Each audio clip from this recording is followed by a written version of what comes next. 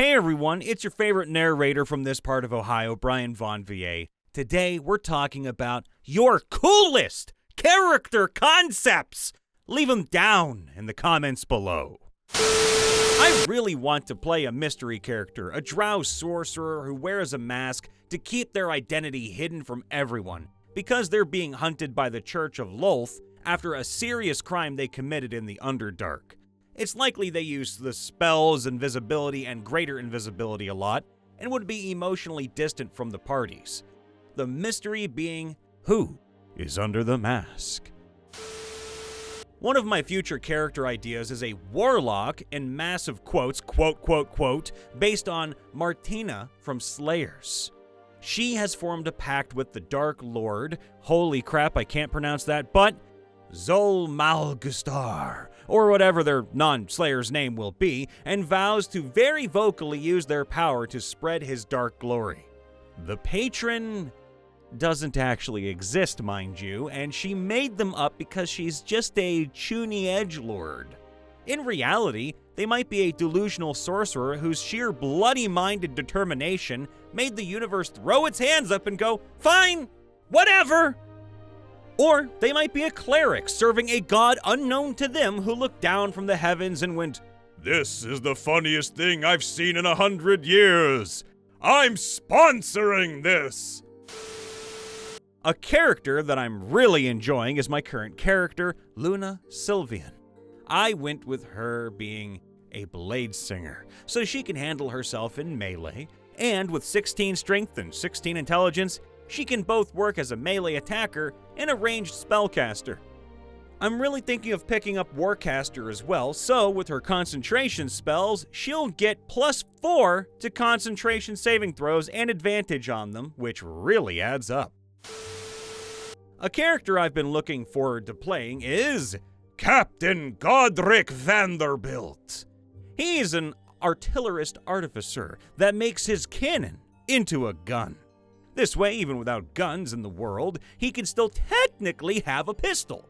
For the most part, he's kind and courteous, but more often than not, has a plan on how to deal with individuals should they cross him. My hope is that by the end, he will have his airship again, and can rain fire onto his enemies once again. I have quite a few as a forever DM, so I'll narrow it down to just 2 or 3. Plasmoid thief rogue named Blarp. Super happy-go-lucky dudes. They don't even really consider themselves a rogue or a thief, but are constantly found exploring places they shouldn't be because they just slip under doors or through keyholes. Red dragonborn Draconic sorcerer named Reynard. Played them before, but all their campaigns fell through, so I want a chance to really play them long-term. Your basic lawful evil, neutral power hungry narcissist who can, and does, perform personal attachments with others, but has definitely cut people off to further their own agendas. Warforged artillerist artificer named Heavy Ordnance Assault Construct, or HOAC, HOAC for short. Sort of a weird mix of Bastion from Overwatch, Dr. Jekyll and Mr. Hyde, and Frankenstein's or Frankenstein's monster from the book.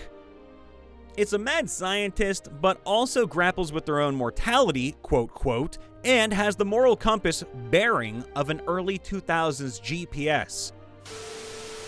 I wanted to play a roadie, a real Eddie Riggs type character. He started out as an artillerist artificer, we've got a lot of those today, that I named Howard Scissor, because canon, and gave him a backstory where he served a noble family alongside similarly named Warforged, Amber Lance, cleric, Preston D.G. Tayton, wizard, etc. God, I love it here. He played in a one-shot where he's become a bard inventor story agnostic hype character for any time I need some levity in my campaigns. I've always wanted to play a human, modern scientist named Elena Hartz. She wanted to travel back in time using a machine she created, but the machine instead made her hop dimensions, resulting in her and her home traveling to the DM's D&D world. She would start with a single level of artificer and the rest as a blade singing or order of scribes wizard, after taking a picture of a spell book, turning her own tablet into one of those. Her spells would have heavy reflavoring to either be holographic or a reference to the modern world. While using Blade Song, she would turn into a J-pop idol for the duration. Finally, with DM approval, she would know the UA spell Find Vehicle and Fight on a Motorcycle. I did have an idea where her not belonging in the world would have cosmic consequences, such as giant hands trying to grab her and causing collateral damage, or abducting the wrong people, trying, of course, with the permission of the DM, mind you, because that would just be weird otherwise. Unfortunately, the reason I said I wanted to play her is because all of the DMs I played with hated the idea of a modern character in their world, even in Pathfinder where it is a selectable background, and she became nothing but a joke amongst my friend group. One of the best character concepts I made is one I've been playing as for 3 years, and running, up to level 14. Death Domain Cleric 9, Undead Warlock 5. His name is Gideon Fastius, a doctor in many fields, including medicine, physiology, and surgery. He also has a history of herbal and fungal knowledge, which he uses to great effect. I based his concept off of a former criminal Sawbones that wanted to go clean, paid the price, and now wants revenge. So I decided to take that further. For a bit of context, Gideon basically is driven almost irreversibly insane by the death of his wife, Charlotte Victoria. They were both members of a notorious crime group called the Mistopheles Organization. Gideon was the Mad Doctor, among other things, and Charlotte was the chemist and researcher of an old civilization. He fell in love with her and got married, then tried to break off from their group. They were betrayed. Charlotte was murdered, and their home and notes were burned. Gideon went mad with grief and anger for a few years as he kept her corpse safe from the other group members, because he knew the dead speak the truth under a certain spell. He later came back to his hometown, but now has to use what he learned from Charlotte to try and create a serum from dangerous flora. This substance could not only bring the dead back, but render them immortal. A golden elixir of life, in other words. The good doctor has to do it twice. One for her, the second for himself. As he tries to regain his long-lost sanity and help the party, he finds he must delve deeper into madness as his own pursuits become more of a priority. If my Tiefling Warbard does, or at end of campaign, we decide to retire our group of characters. I have a few character concepts in mind. I won't list them all in case this goes into a video, as it would be overlong. Bryac Silverscale, a silver dragonborn life cleric. Bryac is an orphan and raised by House Silverscale, fostered by siblings Dorak, a paladin, and his sister Lathek, a cleric, both in service to Bahamut. While learning his role as a cleric, he had a vision from Bahamut telling him the world needs healers. His path chosen, he set out to heal those in need and spread the word of Bahamut. At least that's what I have at the moment, although it's tempting to bring back my college-era dwarf cleric too. I have always wanted to play as a dragon. Well, not just any dragon, mind you, but a homebrewed one of my own.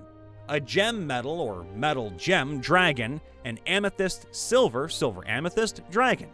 Why? Because they share some elements of each other.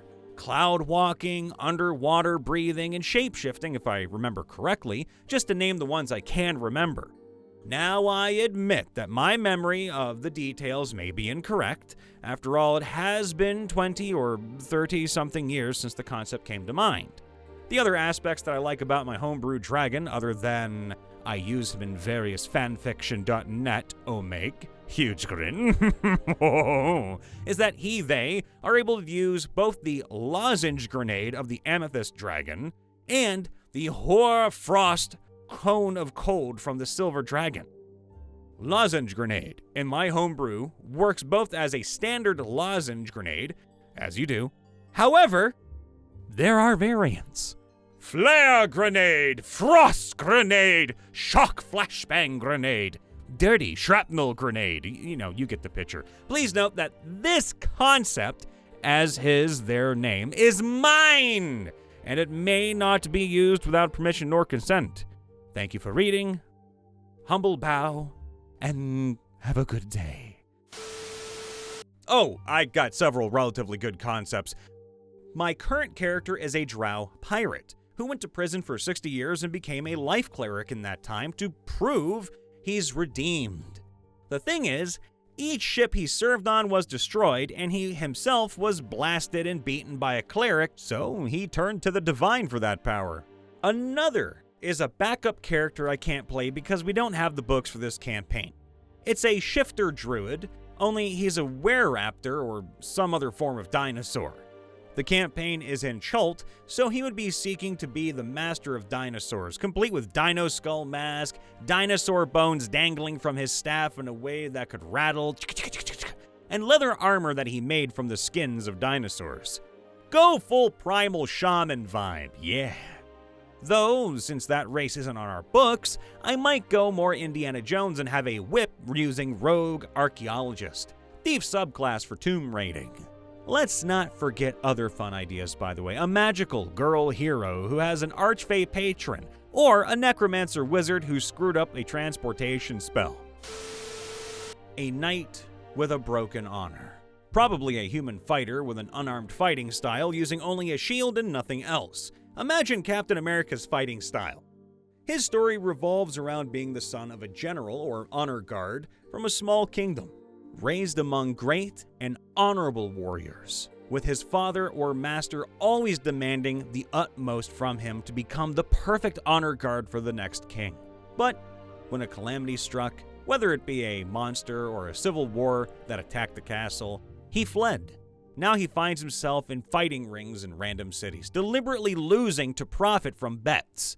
Eventually, when joining the party, he always acts as if he doesn't need weapons, mocking and calling anyone who wields a sword weak. Eventually, though, his true belief comes to the surface. He doesn't feel that he's worthy of wielding a weapon again. When the time came to honor his blade and fight against the greater evil, he fled like a coward. I created an aberrant mind changeling sorcerer for a Halloween one-shot. I was thinking about their backstory when the DM announced the theme was 80s horror movie set at a summer camp. So, he became a goth kid who had gone to the camp because he got in trouble at school. I could see him reading people's thoughts, sending spooky messages, and using subtle spells to pull pranks on the other kids. Not maliciously, of course, but mainly to embarrass jerks, like using prestidigitation to soil a guy's sheets so it looks like he peed the bed. Here's one I had fun playing. He's a one-shot dude. Warlock sorcerer Earth Genasi, whose patron is his Jinn cousin. He travels the world to show her the cool stuff on Earth. She wanted to go, and he offered to go with her. Otherwise, she would have gone out on her own. In return, she gives him some neat air spells to use in conjunction with his Earth ones. His name is Earth Orson. Picture a gem-skinned Dwayne "The Rock" Johnson, and you're partway there. He's a smooth guy, almost persuaded a hellhound into working with the party, but sadly I didn't roll high enough. Want to play? I have a fair few little guys here. A kobold draconic sorcerer. Not sure what scale color yet. His dream is to be a dragon, something the other kobolds have mocked him for, but he believes he can do it. Elf! Just elf. The only one out of this group that has a prototype name, I think. Newman. Sorcerer might also be good with a bow or some type of sword. He was kind of a town guard of sorts, because when he was out on patrol one night, he ran into what he believed was a dying fairy with an illusion up, and saved their life. In return, the being cut themselves so they would bleed a bit, and then transferred that blood and shadow into the elf, partially out of gratitude, partially out of wanting to be entertained with what would happen in the future. His shadow now looks very much not like him, and he can utilize the powers of shadow, alongside another particular set of quirks. And the total absence of light, he unknowingly takes on the form of a bipedal dragon. Same size as him normally, though. And he manifests abilities known to be of draconic origin. He seeks to find out what this dragon his townsfolk keep reporting is, and where it might be, since dragons don't venture far into his continent, let alone a deep wooded area, as well as what's up with his particular abilities and why his shadow kinda looks a little weird. A scared wet cat of a human rogue who wasn't human originally. He used to be a very content mimic in a dungeon until two particular adventurers ran across his path, a rogue and a wizard, who dabbled in making new and bizarre spells. The mimic was actually able to get a few good hits in on the exhausted party, while the wizard hit him with a spell that seemed to do nothing. Realizing that they were going to die if they remained in the dungeon, the wizard began casting a spell to teleport him and the rogue out of there. But just before the spell finished completing, the mimic tore the rogue away from the wizard. The now alone and 0 HP rogue stood no chance against the mimic, who promptly ate him and then began to feel very sick. Before he could even start to realize what was happening, the mimic had turned into the spitting image of the rogue he had just killed. For you see, the spell he was hit with was one that would turn the mimic into whatever it would eat next. Now, he tries to get by in a world he doesn't fully understand, searching for a way to potentially reverse what happened to him and trying not to get killed, not knowing that the wizard is fully intent on searching for their friend. I think I'm going to name him Mimir. Hey everybody, Brian Von VA checking in after the vid. Make sure to leave a like, subscribe, ring that bell, and let us know down in the comments below. What are your coolest character concepts? We love you all, be safe, be happy, see you next time, bye for now.